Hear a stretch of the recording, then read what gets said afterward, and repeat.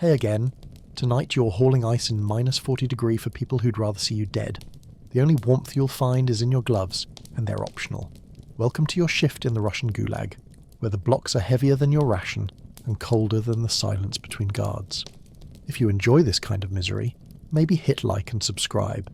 And if you're watching from a heated room, tell us, what's the thermostat say? Then rate your breath on a scale from Mr. Icicle. Alright, you're not dreaming, you're working. Let's begin. You wake up because the cold presses its thumb to your throat. You didn't ask for permission to stop breathing, but the cell thinks otherwise. Your blanket is stiff with frost. Your boots are curled like dead rats beside the bunk, and the man above you didn't make it. Again. They'll find him when they do the morning shout, but you're not paid to grieve. You're not paid at all. You sit up, spine clicking like rusted hinges, and drag your legs down to the frozen floor. Your toes have opinions about the night, none of them good. You bend over your laces like a man folding over a grave, breathing hot spit onto the knot so they'll come loose. They don't. The air tastes like cough and old iron. Outside the window it's dark. Inside your lungs it's darker. You blink once, twice, and then you're out the door. Because staying means sharing breath with a corpse. And that's the best part of your morning. The line for mush is moving. That's generous. It's swaying.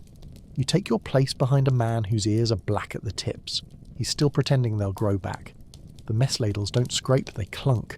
Your bowl is cracked, but so is your hunger, so you drink it anyway. You chew something that used to be barley or rat, doesn't matter, and your teeth remind you they're not all secure. The guard with the clipboard yells something about labour detail, and when he calls your number you don't flinch. You already knew. Ice Hall. You trade looks with Not Parvel, whose name you gave him last week because he looks like someone else.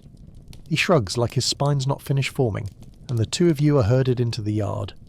The snow crunches like bones underfoot. The wind has teeth, and it likes your cheeks. You don't get gloves. Gloves are for kitchens. You pull your sleeves down as far as they'll go and tuck your fingers into your palms like little dying birds. The wagon isn't ready. Of course not. You and Not Parvel stand by the rusted rails and wait for the cart to be dragged out from the shed. The horse pulling it has a name, probably, but you haven't heard anyone say it. He stares at you with the same look you'd use on an open grave, one you recognise. The cart has chains on its wheels, wooden slats for sides, and enough frost built up underneath to make it look like a moving tomb. You load the tools, ice hooks, thick ropes, a crowbar that lost its straightness 2 winters ago. Not Pavel coughs without covering his mouth. You don't mention it. If he's got something, you'll all have it by the end of the shift. The guard nods once, then lights a cigarette with hands wrapped in 3 layers. He waves you out toward the river. The sun hasn't shown up yet. Probably busy elsewhere. You follow the track down through the trees, where the wind slows but the cold doesn't. It settles on your neck like a whisper with bad intentions. By the time you reach the river, your face doesn't belong to you anymore. Your breath has frozen into the fur at your collar, turning it stiff and white. The ice blocks wait in neat lines, each one taller than your knee and heavy enough to crack a rib if you slip. You know this because a man did last week. They hauled him out like wet laundry. He didn't come back. The sores are already there, stuck in the surface like forgotten sins. You bend to grip the rope, fingers stiff, and loop it around the nearest block. Not Parvel does the same. You drag it together, bare-handed, palms burning from contact that feels like betrayal. Every inch it moves scrapes against the packed snow with a squeal that sounds too much like a scream. You don't talk. There's no air for it. Only the wind, the grind of ice, and the slow ticking of your body giving up heat it won't get back. The block shifts forward like it resents being moved. You lean into it, shoulder down, legs braced like you're shoving against time itself. It doesn't help. The rope bites your palm where the skin is still soft, which isn't much, and the rest of your hand goes wooden fast. You dig your heels into the snowpack and pull again, Not Pavel doing his part in silence. He breathes hard, wet and uneven. The block jolts over a rock, and the corner smacks your shin so hard you taste blood, which doesn't even make sense. The cold makes every sound brighter, sharper, like the world's turned into a knife pressed against your ear. Somewhere behind you, the cart creaks. 1 load down, 12 to go if they're in a good mood. They won't be. You press your hand flat to the ice as you guide it in and feel your skin stick. You tug it loose without thinking. The top layer comes off. You grunt. Not pain, just a reaction. There's no room for pain in the ledger. The sun finally shows up, but it's just for appearances. It doesn't change the temperature. It doesn't touch your skin. It's a coin behind a veil, hanging low and embarrassed by how little it can do. You and not Pavel work block after block until your limbs stop sending updates. Your breath comes out in gasps now, frosting your lips, and your ears have stopped stinging. That's not good. You bend at the waist to pick up a hook you dropped and stay bent longer than needed. Not because you're tired, though you are, but because it's harder to come back up. The ice dust clings to your clothes like powdered bone. The smell of it, faint and metallic, gets into your throat and won't leave. Not Pavel trips once, catches himself and mutters something that might be a curse or a prayer. You don't ask. The cart's half full, which means the day's just starting. You rub your arm across your nose and feel something crackle. Not snot, just your own skin. You switch sides to give your left hand a break, but it's not really a hand anymore. Just a tool made of meat. At some point you start singing. Not loud, just a low hum, tuneless and flat, because the rhythm keeps your legs moving. It's not a song you know, just something with enough cadence to pass the next minute. Not Pavel doesn't join in. Maybe he's praying. Maybe he's counting each block and pretending there's an end to them. You don't look up unless you have to. Every glance at the pile waiting for you feels like a punch to the gut. There's a rhythm to the work, sure, but it's not a comforting one. It's the rhythm of a saw catching bone, of boots dragging through slush, of a body breaking quietly and by degrees. When the block slips and slams against your thigh, you don't cry out. You just stop, rest your hands on your knees and breathe until the black spots pull back. You wonder if the guards keep count. Wonder if they watch through scopes from the tree line just for sport. It wouldn't be the worst thing they've done. You haul another slab and feel something shift in your back. Not a snap, just a threat. A reminder that you're made of things that fail. You switch grip again, shake out your fingers, and wish for a second that you'd stolen that extra cloth when you had the chance last week. The guy who did got it wrapped around his throat later, so maybe this is better. You lean in, brace, pull. The block doesn't move. Not right away. You brace harder, both feet digging in like you're planting yourself for burial. The rope jerks. The slab lurches forward. The sound it makes isn't quite natural. Not Pavel glances your way but doesn't say anything. There's ice on his brow hanging like thorns. His lips are cracked and bloodless. Yours probably look the same. You suck on a tooth and get a taste like rust and old wood. That's lunch, if you're lucky. The rope slips a little in your grip. You tighten it. Pull again. It moves, so do you. That's the whole deal. Break comes when the cart's full. Not when you're ready. Not when it makes sense. Just when the guard calls it. You drop the last block in, the corner hitting wrong and cracking slightly. You don't care. Let it splinter. Let them dock your nothing pay. You slump back against the cart's side, but only for a breath. Sit too long and you seize. The guard tosses a tin cup your way. Lukewarm broth. Better than nothing. You drink it in one go. Tastes like boiled sock with notes of regret. It burns going down. You welcome the pain. The cart creaks on the way back. Overloaded and defiant. Every bump in the frozen ground sending tremors up through the wheels into your spine. You walk beside it, one hand braced on the frame, the other shoved under your armpit trying to coax your fingers back to life. They sting with every pulse, like nails being hammered out from inside. That's a good sign, sort of. Means they're still yours. Not Pavel isn't talking. He hasn't talked in an hour. He stares straight ahead, mouth slack, arms hanging low. You wonder if he's still marching, or if something else is doing the walking for him. The guards say nothing, just ride their horses like statues carved from old meat, eyes buried under fur caps, rifles resting easy across their laps. You wouldn't be surprised if they were asleep under there. Wouldn't matter. Nobody's running. You're too tired to think about rebellion. Too tired to think, period. Back at the camp, unloading is worse than loading. The blocks are slick now, sweating under the weak sun like they know their time's short. You use the hook to pry each one loose, then heave it onto the metal slab they call the ice rack. It's not a rack. It's just a slope with rust and a promise of slippage. You brace your shoulder and slide the first block down. It hits the bottom with a heavy thunk and stays whole. Good. The second one cracks. You don't flinch. No one's watching. No one cares. Not Pavel nearly drops his first. You catch the rope, steady it, say nothing. He nods once. That's more than usual. You try to keep moving. Standing still makes your knees argue. The cold's settled into your hip joints like it's paying rent. You think you hear a bird. Might have been a cough. Doesn't matter. You wipe your nose with the back of your hand and keep working until the cart is empty, and you feel less like a man than a cord of wood someone forgot to burn. The guard signals shift end with a whistle that cuts through the air like a knife through fabric. You turn without looking at anyone and walk back toward the barracks, each step echoing like a shovel dragging through gravel. Your boots squelch faintly with every footfall. Either snow's gotten in or your feet are bleeding again. You don't check. You just keep your head down, watching your breath curl in front of you like it's trying to escape first. Inside, the warmth is theoretical. There's a stove, but the fire's more promise than heat. A few coals flicker in the belly of it, giving off just enough light to cast shadows, but not enough warmth to dry your sleeves. You sit on your bunk. The corpse is gone now, replaced by a new arrival who looks like he's already halfway to the same end. You don't ask his name. He doesn't ask yours. He scratches his arm, sniffs, curls up in the same stiff blanket. You watch the wall for a minute. It doesn't do anything, neither do you. Dinner's another line, another bowl, another game of guessing what the chunks used to be. You eat anyway. Not for the flavour, there isn't one, but because stopping would make the hunger louder. You finish fast, lick the rim, hand it back. The guard marks something on a sheet. You don't ask what. You think about sleep, but your hands still buzz and your legs twitch like they're not sure the shift is over. You lay back anyway.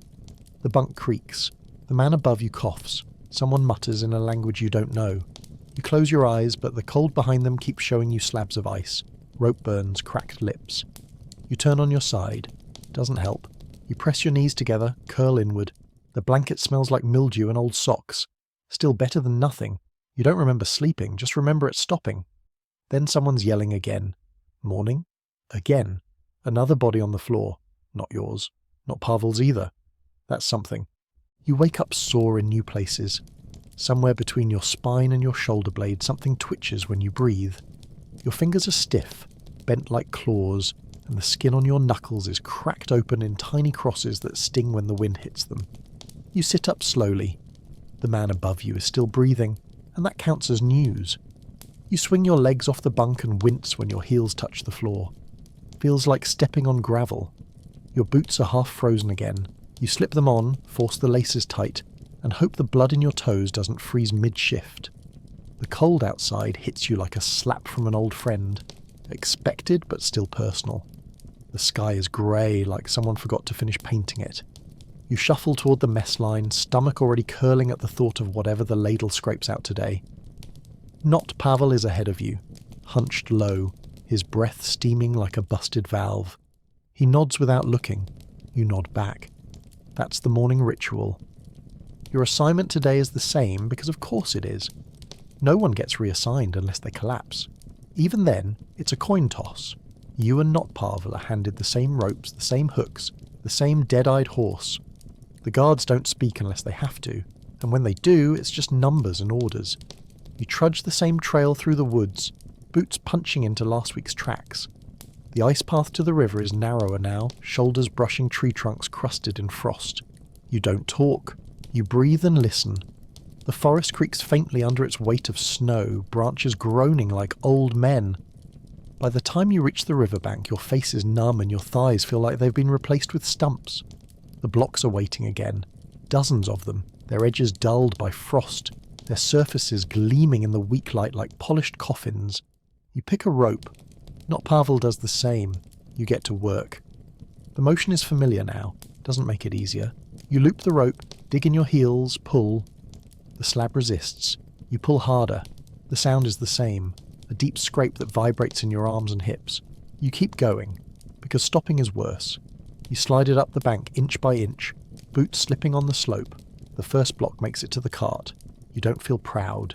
You feel thirsty. Not Pavel wheezes a little, then coughs. That's new. You file it away. The guards don't care about coughs until blood comes with them. You trade places, let him rest, and drag the next block yourself.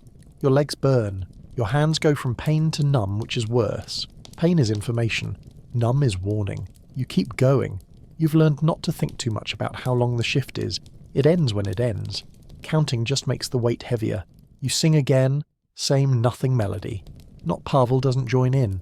By midday you've loaded half the cart, that's your break.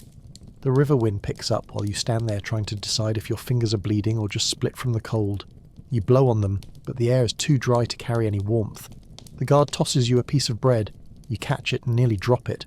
Your fingers don't close fast enough. You chew it slowly, trying to make it last, though it tastes like floorboards and bad decisions. Not Pavel leans against the cart, eyes closed. You check his hands. The skin is cracked worse than yours, and the tips of his fingers look grey. Not good. He opens one eye, sees you looking, shrugs. You nod. No one says anything. The wind kicks a swirl of snow into your face. You squint against it, swallow the last of your bread and pick up the hook again. Back to work. The next block cracks when it hits the cart. Too fast.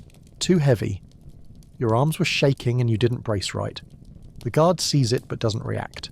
Just marks a note. You hate that more than getting yelled at. At least yelling means they care a little.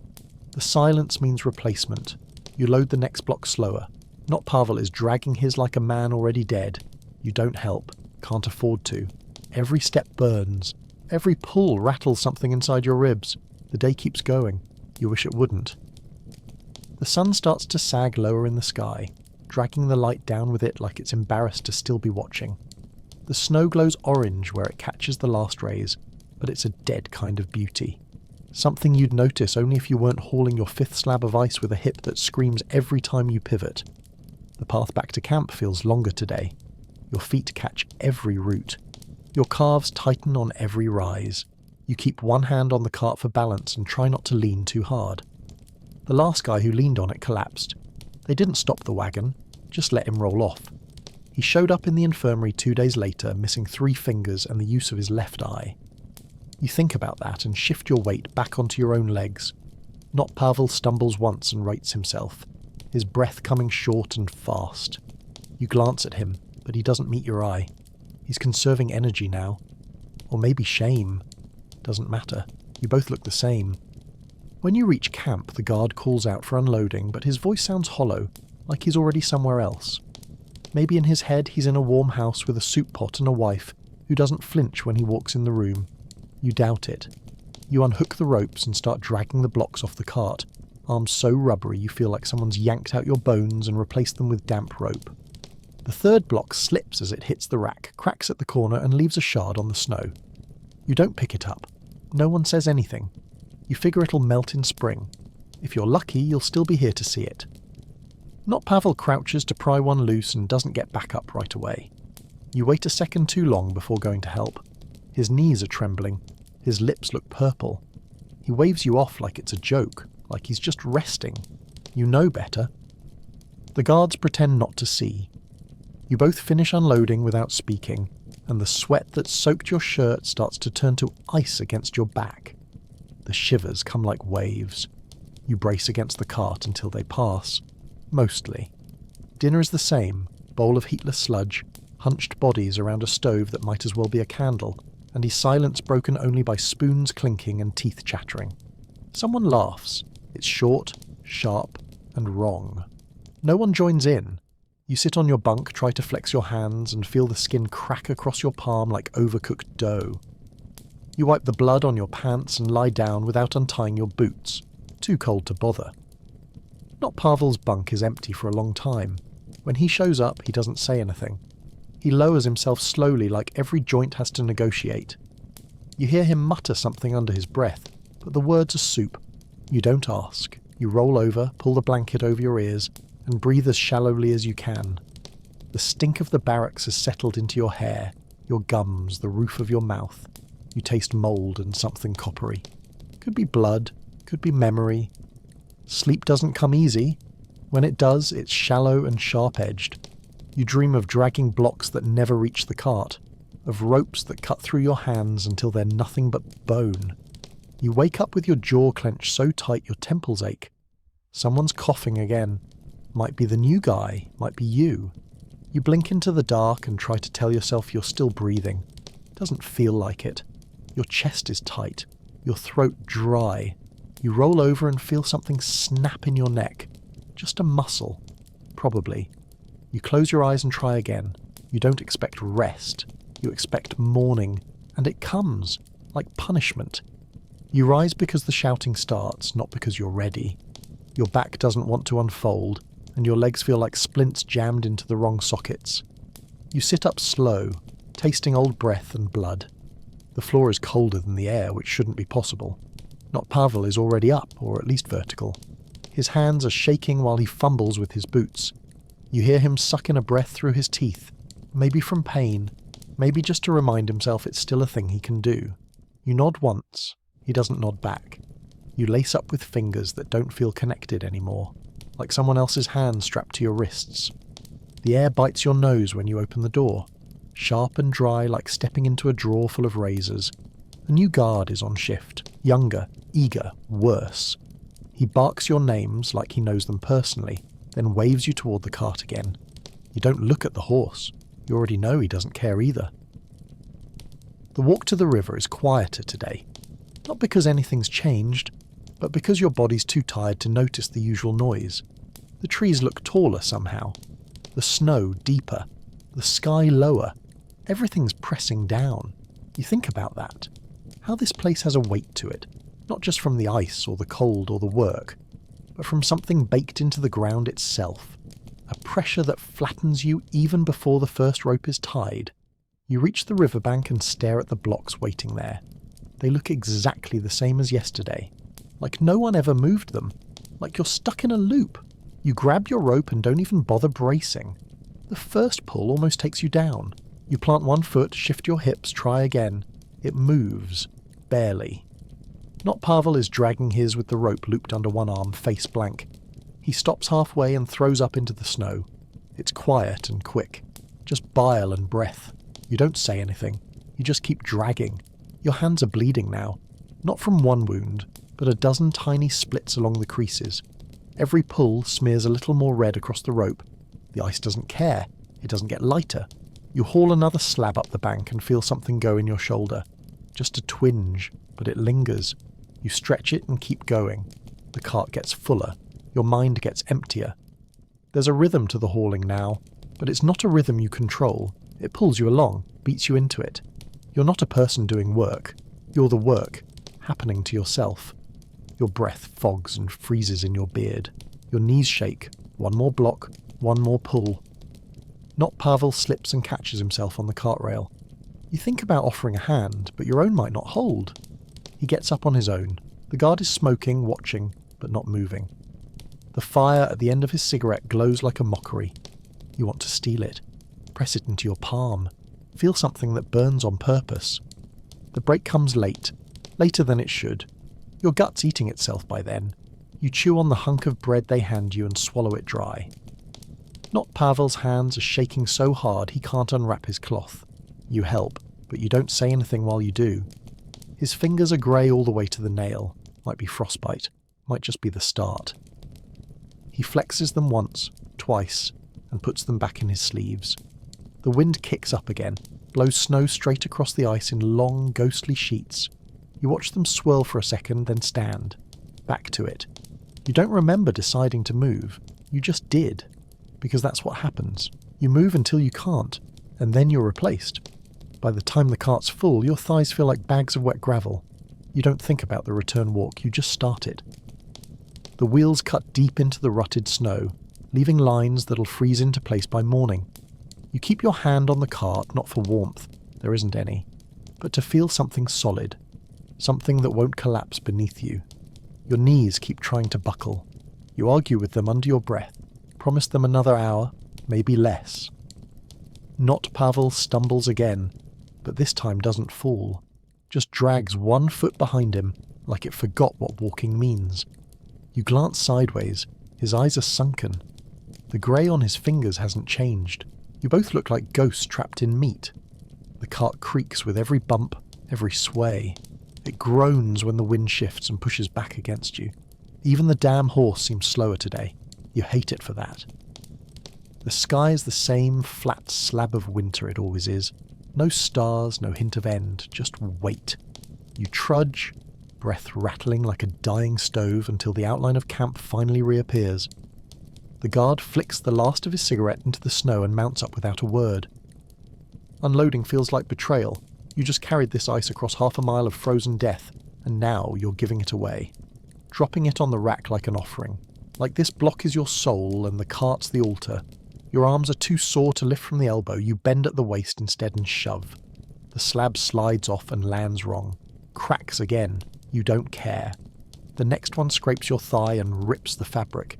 You feel a wetness that's not melting snow, could be blood, could be your leg deciding it's done. Not.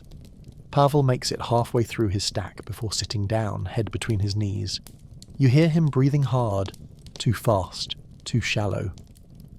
The guard doesn't look up from his clipboard. You finish his last block for him. Don't know why. Habit, maybe. Or superstition. You wipe your hands on your coat, which leaves a red smear across the threadbare front. The ice glitters like it's laughing at you. Your fingertips feel hollow. You eat late. The mush is colder than usual, maybe because you're eating outside tonight. The mess hall is full, or locked, or someone decided you didn't earn it. No one explains. You crouch on a crate near the barracks and spoon the grey pulp into your mouth while your hands shake so badly half of it spills. You lick the edge of the bowl. The rim's chipped and cuts your lip. You lick the blood too. Waste nothing. Not. Pavel doesn't speak. He hasn't in 2 days. He just leans against the wall, eyelids half-masked, his breath whistling through a nose that won't stop running. You're not sure what's keeping him up anymore. You're not sure what's keeping you up. The cold? The hunger? Spite? Maybe all of it. Maybe nothing. The wind whistles low across the yard. You finish your meal, if it can be called that, and drop the bowl onto the pile. It lands with a soft clang, joining 20 others that look exactly the same. Inside, it smells like damp feet and dying teeth.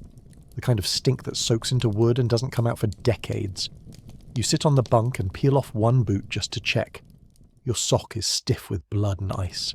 You touch your toes. One doesn't react. You don't name it.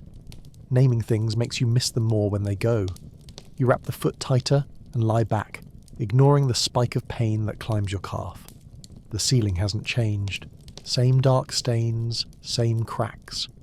You count them again. 18. Same as yesterday. You close your eyes, not to sleep, but to pretend that maybe tomorrow won't come. It always does. And when it does, it's colder. You wake up to your own teeth chattering, loud enough that the man in the bunk above you kicks the frame once in protest. You don't blame him. You'd do the same. You sit up slowly and peel the blanket off your face, the fabric stiff and crusted with your own frozen breath.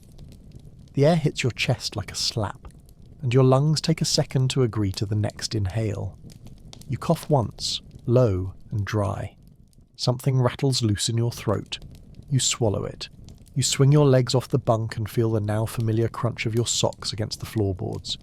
You slip your boots on, knowing full well you'll be feeling the same wet squish until dusk. Not Pavel is already standing by the door. His nose is bleeding. Just a thin line running over his lip like a lazy river. He hasn't wiped it. Doesn't even seem to notice. The coal doesn't stop bleeding, but it slows it down enough to make it look polite. You pull your coat tighter and join him in the march outside. Today's shift starts the same. Ice detail. No surprise. The same guard as yesterday. Still younger than he should be. You get the same rope, the same hook, the same horse that looks like it's begging for a heart attack. You don't bother trying to meet its eye anymore. You keep your head down and walk. The snow crunches under your feet like old bones. The air is sharp enough to slice your cheeks. You press your lips together to keep the moisture from freezing inside your mouth. Not. Pavel stumbles once on a patch of ice and doesn't recover quickly. He leans forward, hands on his thighs, and breathes like he's just been punched. The guard yells something, but the wind snatches it before it reaches your ears. You help Not Pavel straighten up. He doesn't thank you. That's fine. You'd be worried if he did. You both make it to the river without collapsing, which counts as a win. The blocks are still waiting. They always are. It's almost insulting how they don't change. Same shape, same weight, same cold that bleeds through your gloves and into your bones, You bend, loop the rope, brace your legs, and pull. The slab groans against the snow like it's tired too. You drag it inch by inch, knees shaking, breath puffing in tight little bursts that freeze the moment they leave your nose. Not Pavel takes longer with his hands are barely closing now. You see him stop once, rub them together with a kind of desperation that makes your stomach knot. He keeps going though. That's the worst part. He keeps going. You work through the line like machines with cracked gears. By the 5th block your vision has narrowed to a tunnel. Just rope, ice, snow. Repeat. You try to hum, but your throat is too raw. You settle for biting your lip and counting steps. It doesn't help, but it's something to do while your body breaks. The wind shifts halfway through the hall and it brings with it the scent of rot. Not much, just a whisper. Maybe something dead under the snow. Maybe something left from last spring that never got found. You don't ask. You breathe through your mouth and keep dragging. Not Pavel drops a block. It tips and lands on his foot. He howls, a short, sharp sound like tearing canvas, and then sits down hard in the snow. The guard ambles over, says nothing, and just watches. You wait. Not out of pity, but because if you go ahead you'll be stuck hauling both loads. Not Pavel eventually stands. The block didn't shatter. That's something. His foot's twisted, though. He limps for the rest of the shift, jaw tight, breath shallow. The rest of the work falls to you. You don't finish. Not really. You just stop when they tell you to. The cart isn't full, but the guard waves you in anyway, either out of pity or boredom. You don't care which. You can barely feel your knees. Your breath comes in hot bursts through cracked lips, and your left hand won't unclench from the rope. You pry it open finger by finger, and your palm looks like it's been flayed, red and raw with patches where the skin's gone slick and shiny. You slide it under your coat and press it against your stomach. Not for comfort, but to keep it from freezing stiff. Not Pavel limps alongside you, dragging his bad foot through the snow like he's towing his own corpse. Neither of you speaks. The horse trots ahead like it's the only one not dying by degrees. The camp walls appear through the haze of frost and distance, but it doesn't feel like a return. Just another stop before the next punishment.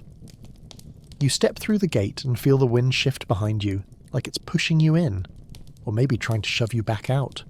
Unloading hurts worse than hauling. Every time you lift, something in your shoulders crunches. Not sharp, just wrong. Like your joints are packed with sand. You drop the first block and almost follow it. You catch yourself on the cart edge, fingers trembling. Not Pavel drops his with less grace. It slides crooked down the rack and crashes at the bottom. No one flinches. The guard doesn't look up. You unload the rest. Using your thighs instead of your back, teeth clench so tight you taste metal. When it's over, you lean against the slat for a moment too long.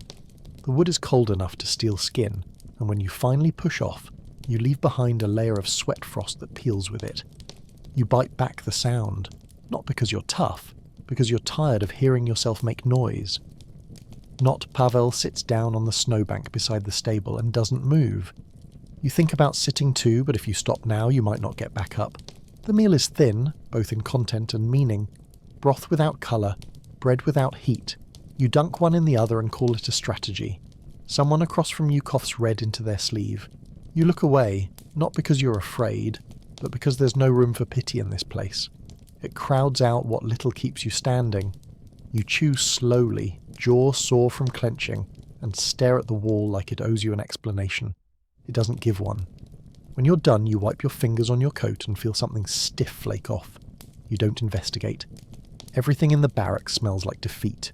Wet wool, unwashed skin, rust. You lie back on your bunk, boots on, coat zipped, hat pulled low. You close your eyes and hear nothing but the slow breathing of men who also refuse to die.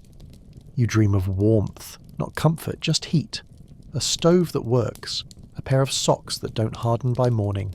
A meal that fills instead of teases.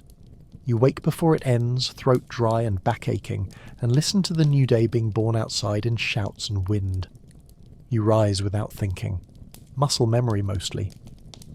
The pain comes a second later, greeting you like an old friend. You reach for your coat, but your left hand still won't close properly. You wrap it anyway, tuck it under your arm and move toward the door. It's -40 degrees. They say that like it makes a difference. You march the trail again. Same cart, same guards, same horse, though its ribs look sharper today, like someone shaved it down to its outline. The air rips through your scarf like it isn't there, settling against your neck like a kiss from a dead man. Not Pavel is slower. His limp has gone from noticeable to permanent. His left foot drags, the boot worn flat on one side. He doesn't complain. No one does. The river greets you like always, with silence and teeth. The blocks are there, always are. You wonder if they grow back overnight, if some bitter god is stacking them each dusk just to see what you'll break tomorrow. You pick a rope. The fibres are stiff with yesterday's sweat. You tug the first block loose, and the crack it makes against the packed snow feels personal. Your breath hitches. Not pain, not fear. Just the body realizing what day it is. You haul anyway. You always do. The ice doesn't care what you remember. You lose feeling in your right foot halfway through the fourth slab. Not the pins and needles kind. Real loss. Like the nerves gave up and signed out. You stop to stomp it, but it feels like slapping a frozen ham. Not Pavel doesn't stop. You don't ask him to. You fall back in, gripping the rope tighter, feeling skin pull loose under your palm. You can't even feel your left hand anymore, but it still holds. That's what counts. The wind shifts again and drives snow into your eyes. You blink through it, lashes freezing together, and keep going. The cart fills, slower than usual, but it fills. One block cracks on the way up the ramp. You say nothing. The guard watches you for a second too long. You don't meet his eye. He spits into the snow and turns his horse. Message received. Not Pavel coughs behind you. Not a sick cough. A broken one. Like something inside shook loose and didn't go back into place. You keep dragging. It's not your worst day. Unloading is different. You go first for once, not by choice. Not Pavel takes too long to swing around the side of the cart, so you step in. The first slab slips. You catch it with your thigh. It leaves a welt instantly. You grunt. That's it. The next one lands clean. The one after that clips the edge and splinters, shedding pieces into the snow like a broken tooth. You keep going. Not. Pavel barely moves. He drops one and fumbles the next. The guard finally speaks. Just a grunt and a word. Replaceable. You don't react. You've been called worse. Not Pavel looks up but doesn't respond either. You finish your part, step back and realise your lip is bleeding. Must have bitten it. You suck the blood down like broth. It's warmer than the wind. The cart empties. You don't feel anything about it. Dinner isn't served. It's issued. Bowls dropped into hands without names like feeding livestock. You take yours, sit on a crate again, and chew slowly to keep the food in your mouth long enough to fool your gut. Not Pavel doesn't show. No one says anything. You figure he's in the barracks, or the infirmary, or not. You finish eating and set the bowl down on the ground. It slides a little in the snow before coming to rest near someone else's foot. Neither of you reach for it. You stand, shoulders heavy, and move inside. The heat isn't better, just closer. You sit on the bunk, peel off one boot, and see the frostbite clearly now. Toes gone grey, skin shiny and tight. You wrap them in cloth and lie down. Not to sleep, just to stop standing. You dream of slipping. Just that. You wake to coughing, not yours. Sharp, barking, wet. Someone near the door, then footsteps, then nothing. You open your eyes and see your breath curling up toward the bunk above you. A few flakes drift down from the ceiling, not snow, just frost breaking off the beams. You sit up and your back screams. Your toes don't. You check the wrapping and see blood where it shouldn't be. You unwrap the worst one. The nail's gone black, the skin is hard, waxy. You press it with your thumb and get no response. You re-wrap it without a word. Doesn't change anything. Doesn't matter. You shove your feet into boots that no longer fit right and lace them with fingers that feel like sticks wrapped in meat. Not Pavel is back. Somehow. He's standing near the wall, holding a bowl of mush and looking at it like it insulted him. His nose is red. His ears worse. You don't ask where he went. He doesn't ask how your night was. You both walk outside because that's what comes next. The cart's not ready. The horse is gone. You wait. Standing still in weather like this is its own kind of punishment. The cold gets into your coat, then your sleeves, then your bones. You shift your weight, but it doesn't help. You want to sit, but you don't. If you sit, you freeze. Eventually, a replacement horse is dragged out. This one's smaller, older, maybe already dying. You don't look it in the eye. You climb onto the back step of the cart just to move, then jump back off when the guard barks. The air steals sound. The bark still hurts. You get your tools. Same rope, same hook, same trail through the trees. You don't speak the whole way to the river. Not Pavel limps worse today. You see it in his gait. You wonder how much longer he's got. Then you remember you're limping too. Just not on the outside yet. The river's the same. Of course it is. The blocks are waiting, like always. The rope bites deep today. The frost on the fibres has hardened to tiny barbs. You wrap it around your forearm instead of your palm. Bad idea. After the second pull, the skin there splits. You wrap it higher. That breaks too. Eventually you just grit your teeth and drag it barehanded. The pain is constant. Background noise. Not Pavel tries to whistle once, but it dies in his throat. The sound it makes is worse than silence. You keep your eyes down, focused on the next block, the next footstep, the next breath. That's all you can afford. You don't look up until the cart's full. Your shoulder feels dislocated. Might be. Doesn't change anything. The guard checks the load, mutters something to the horse handler and lights a cigarette. You envy the fire more than the tobacco. Not Pavel collapses onto the cart edge for a second. You pull him up before the guard notices. You both start walking. Back at camp, the unloading is sloppy. You drop a slab. It cracks, but you pretend it didn't. Not Pavel fumbles one off the side. The guard doesn't react. You think he's bored of yelling, or saving it. The racks are half covered with frost. Each new block slips when you slide it on. One catches your finger and tears a strip of skin off the knuckle. You hiss. The sound surprises even you. You wrap it and keep moving. When the last block is down, you lean against the cart and blink. Just once. Just long enough to forget what year it is. You eat. You lie down. You don't sleep. The next morning starts wrong. You know it the moment you open your eyes. The cold feels different. Not sharper. Emptier. Like something's been taken out of the air and replaced with nothing. You sit up, and your joints don't crack. They grind. Not Pavel's bunk is empty. You check the others, half glancing. He's not in any of them. Maybe he's already out at the cart. Maybe he's not. You pull your boots on slower now. There's no rush. There never was. You step outside into a fog so thick it swallows the buildings. Just outlines now, blurred like charcoal sketches. You find the mess line by memory. The food tastes the same. You're not hungry anyway. Someone behind you says a name. It isn't yours. You don't turn. After a while, you're told to move. The words are just breath and syllables, barely language. But you understand. You go. The cart is loaded for you today. That's worse. It means someone else hauled it. Or someone was made to. You see a new man standing beside it. Skinny. Wide-eyed. Not dressed for this. You nod once. He doesn't nod back. Just stares like he hasn't blinked since arrival. The guard gives you a block to unload. No rope, just hands. You grip it, teeth gritted, and feel every edge burn into your fingers. You stagger with the weight. The man doesn't help. He wouldn't know how. You drop the slab onto the rack and nearly drop with it. Your legs shake. The guard watches. Just for a moment, then looks away. You keep going. 4 more blocks, then 5, then you lose count. By the time the cart's empty, you can't feel anything from your elbows down. Your breath is shallow. Your mouth tastes like blood. You lean forward, spit it out, and it hits the snow red and steaming. No one reacts. The new man breaks on the second day. You find him curled behind the barracks, arms wrapped around his knees, eyes wide and wild. He's muttering something. Sounds like prayer. You don't stop. You keep walking. You hear later he tried to run. Made it as far as the fence. The dogs brought him back. You don't ask what's left of him. You don't want to know. You drag rope again that afternoon. No cart this time. Just direct haul from the river to the kitchens.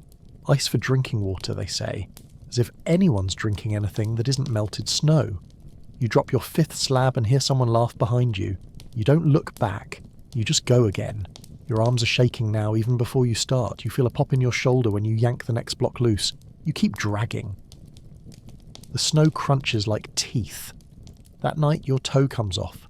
The middle one on the left foot. You peel off your sock and it stays behind, just a dark nub crusted in black and pale blue. You stare at it for a moment, then you wrap the rest tighter and shove your foot back into the boot. You don't tell anyone. You don't think they'd care. You barely care.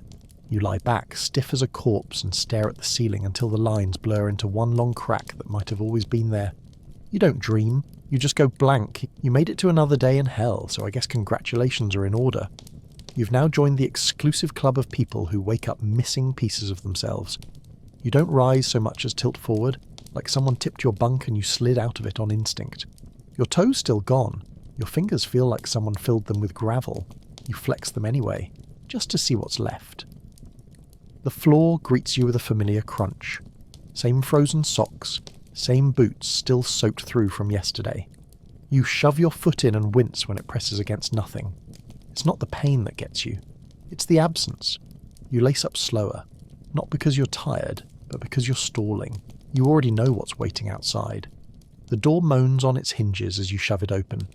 The cold slaps you like it's mad you survived the night. You step into it without a word. There's no use talking, not until someone speaks to you first, and they won't. You're not on cart duty today. Something else. No one tells you what. You just follow where they point. It takes you around the edge of camp, where the sheds lean against each other like drunk men about to fall. You're handed a shovel, no explanation. You start digging, because what else would you do? The ground isn't ground. It's a frozen crust of old snow, piss and blood. It takes half your strength to break through the top layer. What's under it is worse. Slush, mud, rot. The stink climbs into your nose and squats there. Your hands already burn and you've barely started.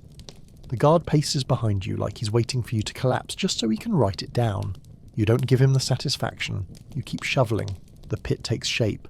A shallow hole, barely more than a dent. You know what it's for, but you don't say it. You don't want the word in your mouth. Not Pavel isn't in the barracks anymore, that's all you know. By midday you've dug 5 holes, none deep enough to matter. The ground refuses. Your arms shake every time you lift the shovel. Blisters have split on both palms. You can't tell where the pain ends and the numb begins. The guard tosses you a hunk of bread. It lands in the snow. You pick it up, brush off what you can and eat it anyway. It's hard enough to chip a tooth. You chew it slowly, eyes on the grey sky.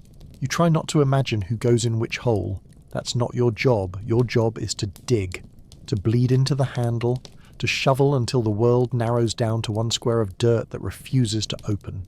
You finish the 6th hole by dusk. Your back has gone stiff.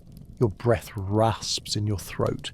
You lean on the shovel and close your eyes for 1 full second before the guard barks. You drop the tool and walk back toward the barracks. Each step echoes like a countdown. There's no food left by the time you get there. You sit anyway. You stare at the table where the pot used to be. A man across from you offers a smear of something on a scrap of crust. You take it without speaking. You nod once. He doesn't nod back. That's fine. The rest of the men are quiet. The stove clicks faintly in the corner, trying to die. You sit with your coat still on, boots still wet, and let the cold settle into your bones like it owns them. You feel something move in your lungs.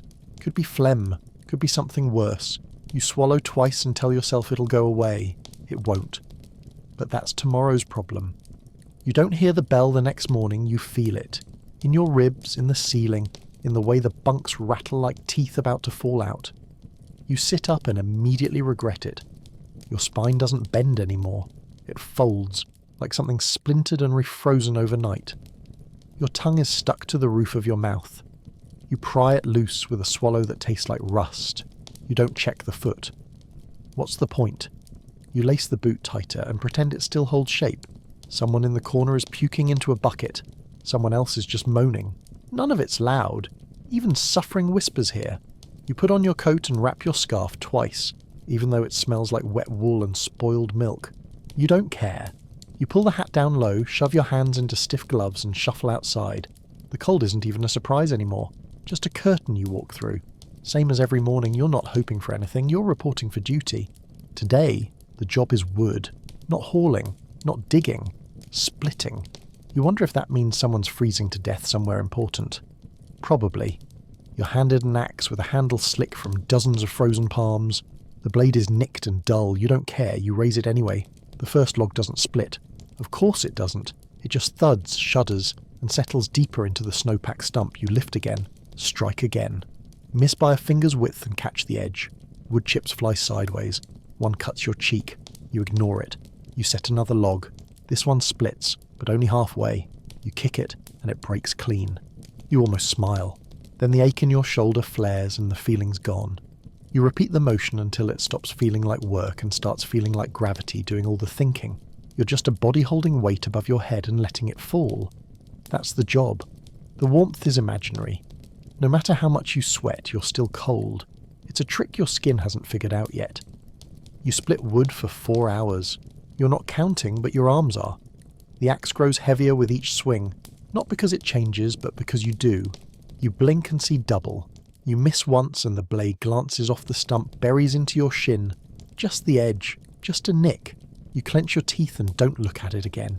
You wipe your face with your sleeve, and the sweat comes away tinged pink. Could be the cut on your cheek, could be from somewhere else. You don't care. You keep splitting. Each strike rattles something deep inside your chest, like your ribs are lined with loose screws. Someone behind you groans, drops their axe and stumbles. The guard doesn't move, just leans on his rifle and waits. The man eventually gets up, or doesn't. You don't check. You lift again, swing again. It's almost peaceful, like prayer. Except the god you're praying to is deaf and you're the sacrifice. At the break you're handed broth and nothing else. No bread, no bowl, just broth in a tin. You sip it slow, even though it scalds your cracked lips. You hold the cup with both hands and don't let go until the last drop's gone. Then you wipe your mouth with the back of your hand and go back to the stump. No one tells you to. No one needs to. You split 3 more logs before the shift ends. When it does, you don't even notice until the guard says your number. You lower the axe, lean it against the stump and walk away. Back in the barracks, someone's coughing blood into a shirt. Not you, not yet. You don't sit on your bunk when you get back, you collapse. Back hits the boards, boots still on, gloves half frozen around your wrists. You exhale and the air fogs in front of your face before vanishing into the rafters. The ceiling stares back, water-stained and silent. The same spider crack runs from corner to centre, like something once tried to escape and failed. You try peeling off your gloves, but they take skin with them. The scabs on your knuckles rip like wet paper. You suck the blood from your finger. It tastes like iron and something older. You spit it into the corner. Someone coughs across the room, deep and low like a shovel dragging through gravel. You recognise the sound. It's what comes before the fever, or after. Either way, it doesn't leave. You roll onto your side and pull the blanket over your face, hoping it smells less like piss tonight. It doesn't. Sleep comes like blackout. No dreams, no movement, just a deadening that settles into your bones and convinces them not to move. When you wake, it's not to sound. It's to cold. Not colder, just deeper. Like the air has sunk lower into the room and you've sunk with it. You sit up and your spine pops in 3 places. Your hip is numb. You slap it once. No reaction. You slap it again. Dull. You drag yourself upright and notice the bunk across from yours is empty. Doesn't matter. You lace your boots tighter than they should be, just to keep your foot from sliding around too much. You pull on your coat and feel the stiffness in the sleeves where yesterday's sweat has turned to shell. You walk outside, not because you want to, but because the guards start pulling men out by their collars if they don't. One man resists. He gets the butt of a rifle in the mouth. He stops resisting. You join the line. You're back on ice. Not hauling, cutting. The river's frozen thicker now, and the blocks need shaping. You're handed a saw that's bent in the middle. You nod like it's normal. You and 2 others are told to clear 10 rows before sundown. You laugh once, quietly. The guard hears it. Doesn't say anything. Just marks something down. The first pull of the saw jerks your entire arm. The blade bites, slips, catches again. You brace 1 foot on the slab and pull. The teeth squeal across the ice like they're screaming. Your palms go raw within minutes. You switch grip. Doesn't help. The other 2 men are slower. One keeps coughing into his scarf. The other stares at the ice like it insulted his family. You keep cutting. Not because you're fast. Because you know what happens to the slow ones. You've seen it. The ice splinters around the edge. You kneel to guide it. Your knee soaks through instantly. You don't move. Midday, your hands stop working right. They clamp, then release too slow. You shake them out, press them under your arms, bite the inside of your cheek to stay upright. Someone drops a block too early and it explodes. The guard laughs. First time you've heard that sound all winter. It's worse than the silence. You finish the cut and haul the slab to the stack. You don't breathe right until it's down. You skip dinner. You're not hungry. Just tired of chewing. Your bunk creaks like a warning when you lie back down. It always does. The boards under your shoulder have bowed inward, like even they've had enough. You close your eyes and listen to the building breathe. It does, in its way, through the walls, through the groans of the men who haven't slept, through the drip of thaw and refreeze that comes from the roof. Someone is mumbling prayers into their pillow again. You used to find it annoying. Now it's just noise. You adjust the wrapping on your foot, which has started to smell like something left out too long. Not rotting exactly, but close. You flex the toes that still move, then stop. That hurts more. You cover your face with the blanket, not to block out the cold. It gets in anyway. But to pretend for a minute that you're not here, that this isn't your job, that the last thing you touched with your bare hand wasn't a block of ice shaped like your own coffin. They assign you to dragging again in the morning. A full-length haul from river to storage. No cart, no horse, just rope, slab, and whatever's left of your back. You loop the rope through a notch in the block and feel the burn before you've even moved. It's the kind of cold that speaks in pulses. The fibres bite into old cuts. You stagger forward, knees locked, heels dragging. The slab jerks and scrapes behind you like it's resisting on purpose. Every step is a negotiation with your spine. You don't breathe properly for the first 10 metres. Then you do, and you wish you hadn't. The air hits the raw part of your throat and latches on. You cough once, taste something bitter and keep going. Behind you, someone drops their load and falls with it. You don't turn around. The guard's boot hits snow a few seconds later. Then a crack. Then nothing. You keep moving. The ice grinds along the track like it knows the way without you. Halfway up the ridge, the rope slips. Just a little. Just enough to jerk your arm the wrong way and send a bolt through your shoulder. You stop, brace, and reset the grip. The block slides back an inch. You bite down on the scream and dig in again. 1 foot. Then the next. Your breath comes in rattles now, each one shorter than the last. You think about sitting down. You think about staying there. But the guard is somewhere above you, watching, and the sound of his breath is louder than yours. You can't see him. Doesn't matter. He's there. Always is. You crest the ridge and stumble forward. The block catches on a root. You yank once, twice, and it comes free with a snap that you feel in your wrist. Could be a sprain, could be a tear. Doesn't matter. You're still hauling. You don't remember the last stretch, just that it ends. The block slides into place on the stack. Someone marks your number on a slate. You walk back down the trail without looking at the trees. The wind's stronger now. It cuts under your coat like fingers searching for ribs. You hunch forward and keep going. Not toward anything, just away from what comes next. The barracks are barely visible through the snow haze. You head for the door, knowing the warmth isn't real, just the absence of more cold. You sleep like a man nailed to his bed. You wake up because your chest is rattling. Not from the cold, from the inside, like something's nesting beneath your ribs and shaking the cage to get out. You sit up too fast and regret it instantly. Dots in your vision, heat in your temples. You steady yourself against the wall and breathe through your nose, slow and shallow, like you're afraid of setting off a trap inside your lungs. The man in the next bunk is gone. Blanket folded. No blood. No noise. Just gone. You pull on your boots and feel the crust around your toes stiffen. The bad one's leaking again. You don't unwrap it. You just jam it in and tighten the laces until your eyes water. You get your coat on next. It smells like old rope and damp sawdust. Familiar. You stand, stretch your arms, and something in your neck pops like a dry twig. You roll your shoulders. You get in line. You move. They send you to the pit. Not a real pit. Just a hole that used to be an outhouse before someone forgot to empty it for 6 months. You're not told why you're there. Just handed a shovel and pointed at the edge. The stench is alive. Hot despite the cold. You gag once and get hit in the back for it. You don't gag again. Your job is to scoop the top layer and spread it across the snowpath to even out the grade. That's what the guard says, like he's explaining something technical. You nod like you understood. You dig. The sludge is half frozen and clings to the shovel like meat on bone. Each load you toss clumps mid-air, breaks apart and settles like some grotesque snowfall.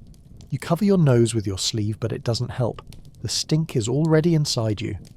You throw up once, quiet, into your scarf. You don't stop working. The guard watches. You don't meet his eyes. You just spread filth on snow like it's what you were born to do. Midday, they give you water. Just that. In a tin cup, half frozen and lined with someone else's spit. You drink anyway. Your lip splits again. The blood runs into the cracks and stings. You finish and hand the cup back without looking. Then it's back to work. More shoveling. More steam rising from the pit like a living thing. Your back aches in strange patterns now. Not just sore, angry. You switch arms halfway through and immediately regret it. The left shoulder's worse, still hasn't recovered from the rope pull.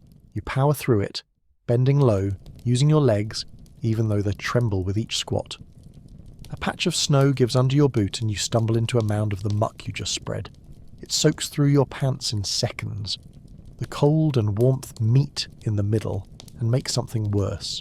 You keep going. No one helps. When it's finally over, you drop the shovel and don't even try to wipe your hands. You just walk. Each step squelches. You don't look back. You don't talk to anyone. You don't even think about food. The barracks stink less than you do. That's new. You lie on your bunk, still wearing everything, and pull the blanket over your face. Not to sleep. To disappear. Just for an hour. Just until they remember your name again. And they always do. They call your number before dawn. Not with a shout this time. Just a tap on the shoulder and a glare that says more than any barked order could. You sit up slow, testing each joint like a gambler with bad cards. The air smells like frostbite and mould. You blink through it and swing your legs over the edge of the bunk. The floor is wet. Something dripped through the roof in the night and froze solid in patches. You stand in it anyway. You dress without words, without thought, just instinct and tension. Your breath fogs in front of your face, curling toward the ceiling beams like smoke from something still smouldering inside you. You follow the guard outside, boots crunching, coat flapping, scarf trailing like a forgotten promise. You're not told the job until you're halfway to the shed. Doesn't matter, you already know. Something worse than yesterday. That's the rule. Today's work is bodies. 2 of them. One still warm, the other isn't. You're handed a stretcher with splinters and rope handles that bite the fingers. The dead man is heavy. Not from size, from silence. He doesn't move, doesn't groan, doesn't sag the way the living do. He just lies there, solid as the ice he'll end up under. You and the other porter, someone new, silent, scared, lift together. The balance is wrong. You overcorrect and nearly drop your end. The guard doesn't say anything, just watches. You carry the body through the yard, past men who don't look up. They've seen it before. You have too, but not like this. Not when the blood's still wet. You reach the pit behind the barracks and lower him in. The other man doesn't help. He drops his end early and the body rolls. You wince. The guard chuckles. You spit into the snow and wipe your hands on your coat. The next body is frozen, bent strange, rigid at the knees. You have to work his limbs just to fit him on the stretcher. He creaks like old timber. The jaws open in a final argument with God. Eyes wide, unblinking, dusted with frost. You don't look at him for long. You lift again. This time, the weight shifts in jerks. The new guy grunts, slips, recovers. You say nothing. You make it to the pit without a word between you. You tip the corpse in and it lands wrong, twisted, almost sitting. No one fixes it. You wipe your face with your sleeve and taste salt and iron. The wind picks up, catching in your ears like a scream from somewhere too far to matter. You head back toward the sheds. The new guy follows a few paces behind. You can hear his breath. Quick, sharp, almost rhythmic. He's not going to last. You know the signs. They give you kitchen duty after that. Not cooking, chopping. Buckets of turnips, half frozen, crusted with dirt, dropped in front of you with a dull knife and a nod. You sit on a crate and start slicing. The blade slips on the second cut and takes a chunk out of your thumb. You don't stop. You wrap it in your scarf and keep going. The juice stings. The smell is sour.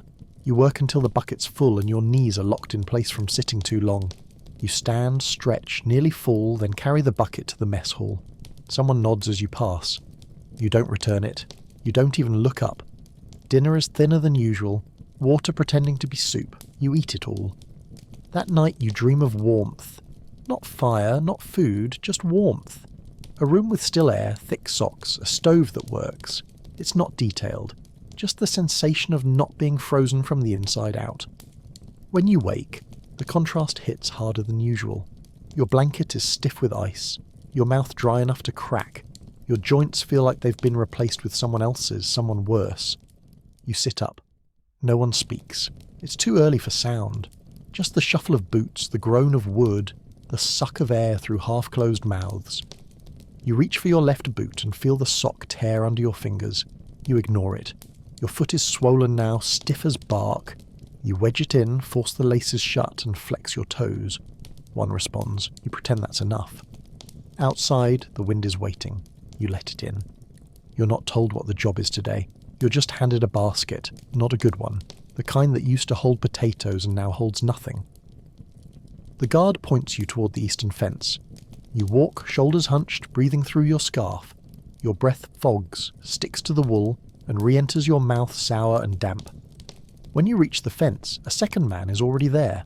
Older, face like old stone. He has a knife and a sack of grain. You don't ask questions. You're told to distribute. 1 cut per head. No repeats. Anyone caught sneaking gets reported. You nod. You carry the basket down the line. The line of men is long. Longer than the grain. You scoop carefully, stingy with each portion, watching their hands shake as they reach for their share. Some say thank you, some don't look up. One drops his cup. You think about pretending not to notice, then scoop again and pour. He nods once. The guard doesn't see, or doesn't care. You run out 12 men before the end of the line. You turn the basket over like it might change something. Just a few husks rattle around. You shrug and keep walking. You hear someone mutter behind you. You don't turn. You deliver the empty basket back to the fence post, lean it there and flex your hands. Your knuckles are cracked again, deep now. One's bleeding. You press it into your coat and leave the print there. Red, dry, almost artful. You stand at the edge of the yard and stare out past the fence, where the trees lean inward like they're ashamed to be part of this. You breathe slowly. You don't think about escape. No one does. The only thing outside is more cold. You walk back toward the sheds and wonder how many of those 12 will still be standing tomorrow. You skip food again, not out of principle, just exhaustion. Your stomach doesn't even bother growling anymore. It knows. You sit on your bunk and unwrap your foot. 3 toes are black now. You don't cry. You don't gasp. You just look. Then you rewrap and tuck it under the blanket. You lie back and stare at the ceiling again. The crack is bigger. You try not to take that personally. You close your eyes. You don't sleep. You drift. You wake up colder than you've ever been. Not just your limbs, your teeth, your guts, your thoughts. Everything inside you feels shrink-wrapped in ice. You exhale and watch the steam float toward the bunk above you, where no one's moved in hours. You don't check if he's breathing. You don't want to know. Your own fingers twitch as you reach for your boots, and that's enough proof of life. Barely. The laces are stiff. You chew the ends just to soften them. It doesn't work. You tie them anyway. You shove your foot into the left boot and feel the crusted blood shift. You flinch, but keep going. The barracks are quiet. Quieter than usual. Too many bunks empty now. Not because of transfers. Not because of mercy. You wrap your scarf tighter and step outside before the stillness convinces you to lie back down for good. They've assigned you to the bathhouse. Not to bathe. Don't be stupid. To scrape. The floors are lined with old skin, old soap, old filth. You're handed a wide-bladed scraper and pointed toward the far end, where the heat hasn't worked in years. The frost climbs the inside of the walls now. You press the blade down and push. The grime peels in greasy strips that cling to the tool like regret. Your knees ache as you hunch, and your back starts to lock within minutes. You swap sides, try the other hand, get the angle wrong, and nearly gouge your palm. The guard watches from the doorframe, doesn't speak. Just breathes through his nose like something smells off. You wonder if it's you. You scrape in silence for an hour, then two. A crack in the tiles reveals something black and rotted. You scrape faster. You don't want to see what's underneath. You're given no break, no water, just a nod when the shift ends. You drop the scraper, wipe your hands on your thighs, and feel the grit cling to your skin. You stumble toward the door, slip once, catch yourself on the frame, and nod at the guard out of habit. He doesn't nod back. You don't care. You walk to the mess line, but your name's not called. Not this time. You stand there anyway, waiting for someone to notice. No one does. You walk back to the barracks and sit on the edge of your bunk, staring at the floor. The boards are stained now. You count the marks and wonder if any of them are yours. Probably. You try to remember what day it is, then realise it doesn't matter. You've already lost. That night you hear crying. Not a lot. Just a quiet, broken sound from 2 bunks down. Could be a man. Could be someone younger. Doesn't matter. No one tells him to stop. You pull the blanket over your head and try to match your breath to the rhythm of the sobs. At least it's a rhythm. At least it's human. Tomorrow's another shift. You know that. You can feel it crawling up your spine already. You're sent to the lumber yard. No one tells you why. Just a nod and a gesture with the rifle barrel, like you're cattle with somewhere better to be. You walk there on feet that don't work right anymore. The left one drags. The right one stabs. Every few steps your knee threatens to fold. You keep going. The frost has turned the path into a sheet of glass. You slip twice, catch yourself both times, barely. The guard behind you chuckles the second time. You don't give him the satisfaction of a glance. The yard smells like old bark and fresh blood. That second one's not supposed to be there. You follow the scent to the splitting station, where another man has his hand wrapped in a dirty rag. You trade places with him. He looks grateful. You don't blame him. The axe is still in the stump, the blade duller than it was last week, which wasn't sharp to begin with. The wood is wet. You can hear it squish before you even lift. You swing anyway. It resists. You swing again. This time it gives, but only halfway. You kick it to finish the split and nearly lose your balance. You curse under your breath and keep working. The rhythm comes back faster than expected. Swing, breath, shift, repeat. But the pain comes with it. Your back starts to spasm before the third log. Your palms tear open again. You wrap them in cloth, tie it tight, keep going. The blood soaks through by lunch. You don't stop. You want to be done more than you want to be whole. The guard eats something while he watches. You smell it. Onion, fat, something fried. Your mouth waters without permission. You grit your teeth and slam the axe down again. The wood cracks like bone. You tell yourself that's satisfying. You almost believe it. You get a half ration for lunch. Cold barley in a tin, 2 spoonfuls deep, and a crust of bread so stale you have to suck it before it's chewable. You eat every bite. You lick the spoon. You hand it back. You don't speak. You walk back to the yard and split more wood. The stack gets taller. The pain gets sharper. You start to see spots after an hour. Tiny flashes that pop behind your eyes like sparks. You close one eye, then the other. Doesn't help. You keep going. At one point you drop the axe. Not from exhaustion. Just because your hand opens without your say-so. The guard notices. He steps forward. You pick it up before he reaches you. He steps back. You swing. Your arms move slower now, but they still move. You last until dusk. You make it back to the barracks with nothing left. Your hands are shaking, your feet are soaked. You peel off your sock and lose the second toe.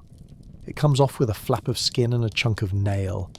You don't scream, you just stare at it. Then you wrap what's left. Then you lie back. The bunk creaks. You close your eyes. You imagine the axe landing on your hand next time, just to stop all this. The morning hits you like punishment. Not a wake-up call, an accusation. Your body doesn't rise so much as unfold, reluctantly, like wet paper. You can't feel your left arm for the first 3 minutes. When you finally get it moving, your elbow clicks and sends a bolt through your shoulder that makes your vision blur. Your foot is worse. The 2 missing toes aren't even the problem now. It's the rest, the swelling, the smell. You press your fingers into the side and feel heat. That's bad.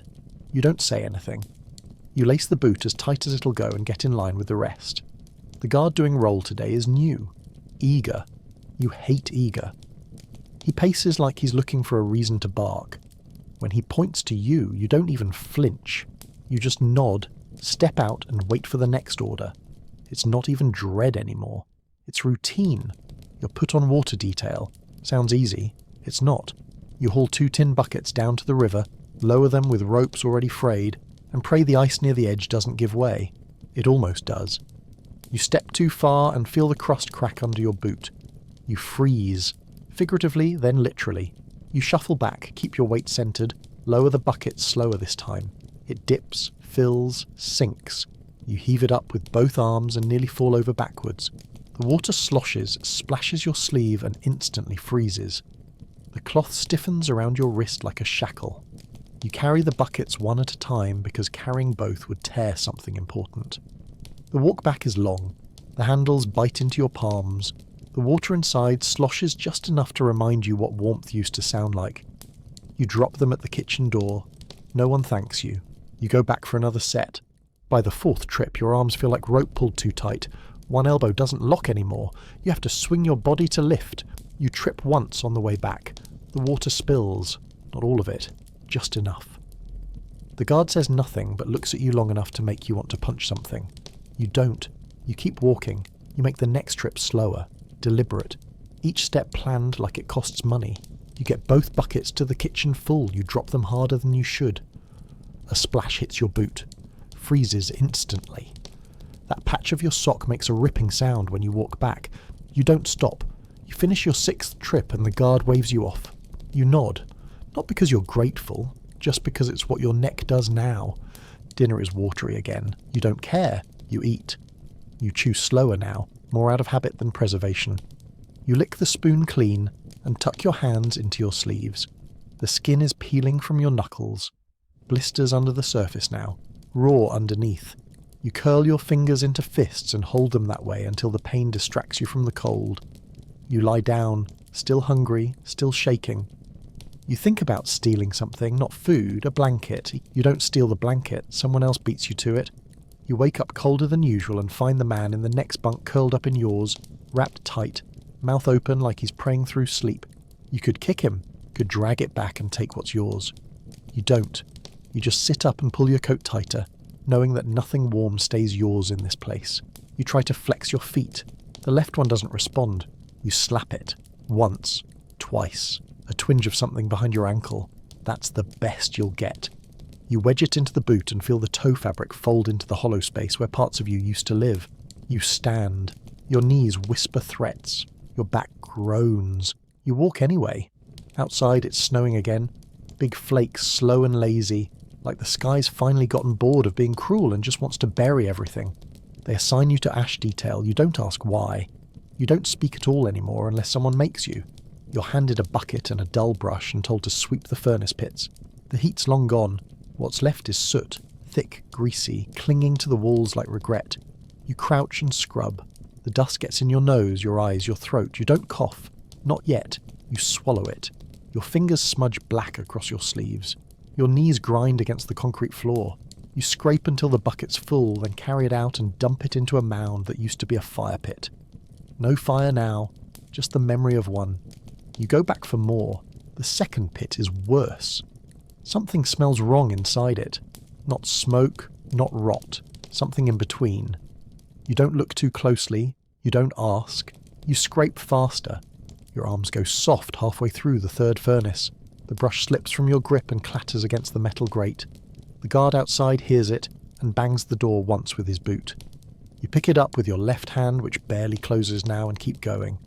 The dust climbs your throat. You gag once, then again, then a cough. Not much, but sharp, wet. You taste iron. You wipe your mouth on your sleeve and see blood. You don't stop.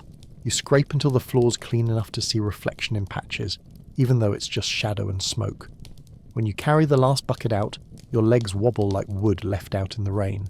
You steady yourself on the doorframe. The guard glances at you, says nothing. You walk back toward the mess line. There's bread left today. Just one chunk, hard as a brick and stale enough to chip teeth. You soak it in the bottom of someone's soup and chew it until your jaw cramps. It still tastes like dust. Everything does now. You sit on a crate outside the barracks and breathe through your mouth. The air's too dry for snot. Your nose whistles when you exhale. You watch the snow fall in slow sheets across the yard. A dog limps past the fence, ribs showing. No one chases it. No one even looks. You blink slow. You feel your pulse in your gums. You think about the warmth inside those furnaces, back when they were used for something worse. You wake in the dark to shouting. Not the usual barked orders, not roll call, something sharper, a command gone wrong.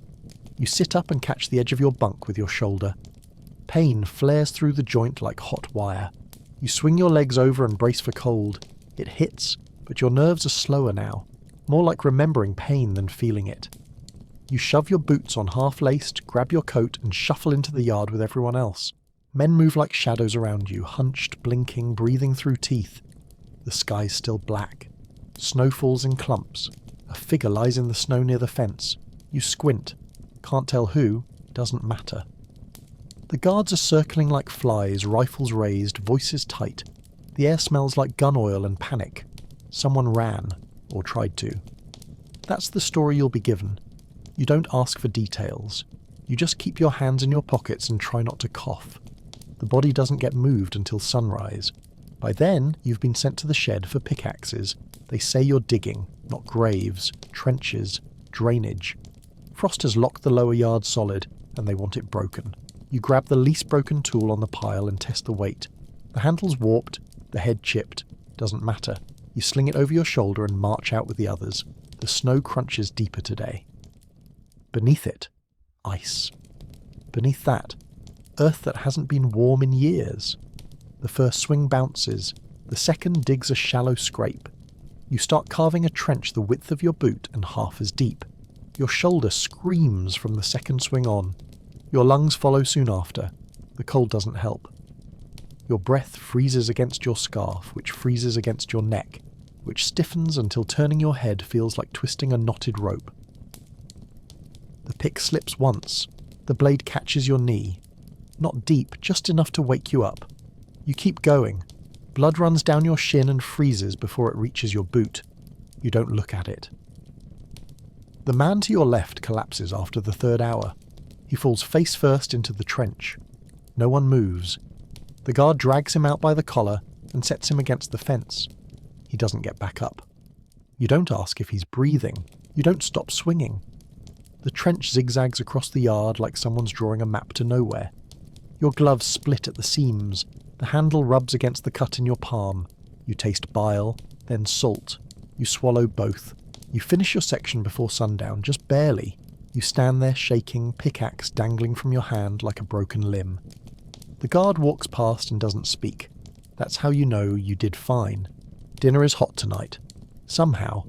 Potatoes. Real ones. You chew slow. You feel the starch coat your teeth. You suck the last of the broth from the spoon and scrape the bowl with your finger. You'd kill for another bite. You don't get one. You limp back to the barracks and collapse onto your bunk with your coat still on. Boots half-laced, scarf stiff around your neck. You close your eyes and feel the pickaxe swing again. Even in your sleep, you don't dream of escape, you dream of ice, and the sound it makes when it breaks. You wake to silence. Real silence. No shouting, no boots, no wind.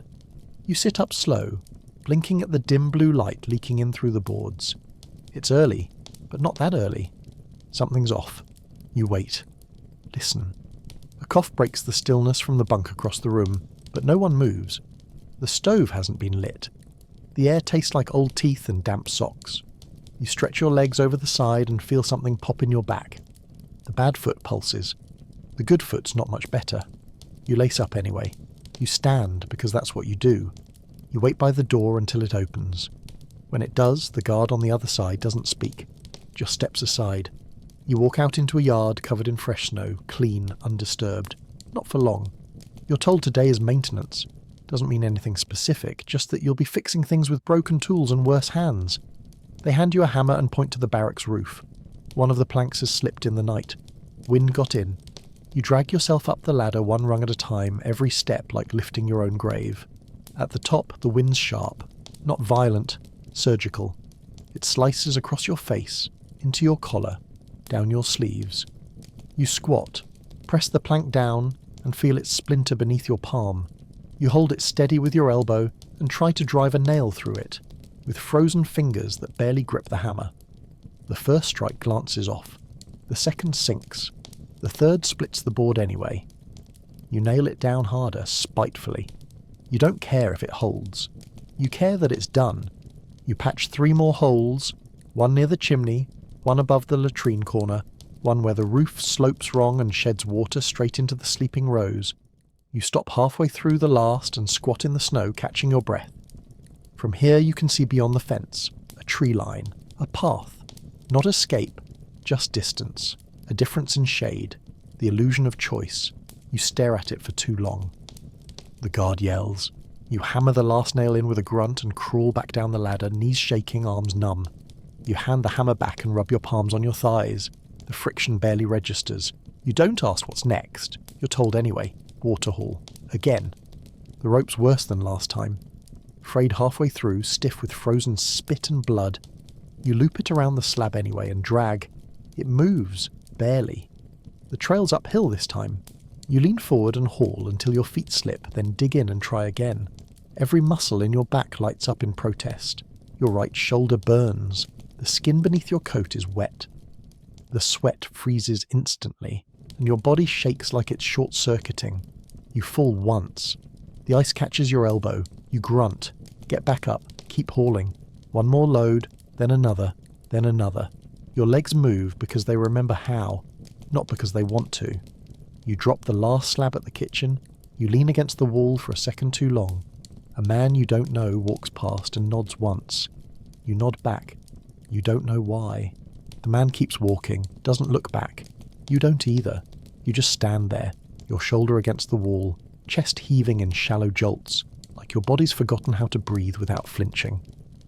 The last of the slab water drips from the kitchen rail, puddling around your boots.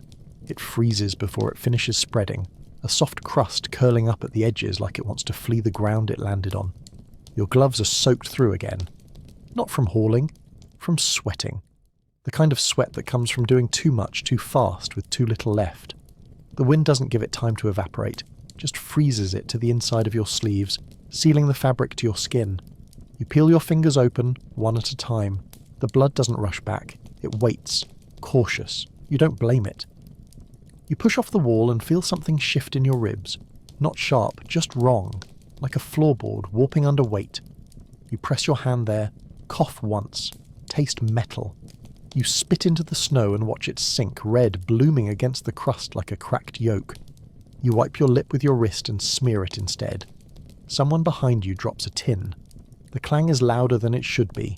A few heads turn, then nothing. Just more footsteps, more breath, more time. You walk, not toward anything, just forward. The yard's half empty now. Most of the bodies are inside, hunched around the cold stove or curled on bunks too short to stretch out. You take the long way back, around the edge of the sleeping barracks, past the sagging fence where a knot of wire once snagged your coat. It's still there, still rusted, still snagging things. You reach out and let it catch your sleeve again, just for a second, just to feel something pull that isn't your own body. Then you keep walking. At the barracks door, you stop and stare at the wood. There's a crack running across the top beam now. You wonder how long it's been there. You wonder if it'll give out soon, fold in on itself, crush the roof, flatten the beds, bury the heat that never arrives. You wouldn't be surprised. You wouldn't mind. You push the door open and step inside. It smells like wet socks and old skin. The kind of stink that seeps into fabric and stays there longer than memory. You make your way to your bunk. It hasn't moved. The boards are still bowed. The blanket's still stiff. You sit. You peel off your gloves. Your hands look like wax. Pale. Cracked, swollen in the joints. You run a finger over your left thumb. The nail's half off. The skin underneath is soft and dark. You press it. Not gently. Pain answers back, dull and tired. You nod once. Still here. The man in the bunk across from you is chewing something. Could be bread. Could be nothing.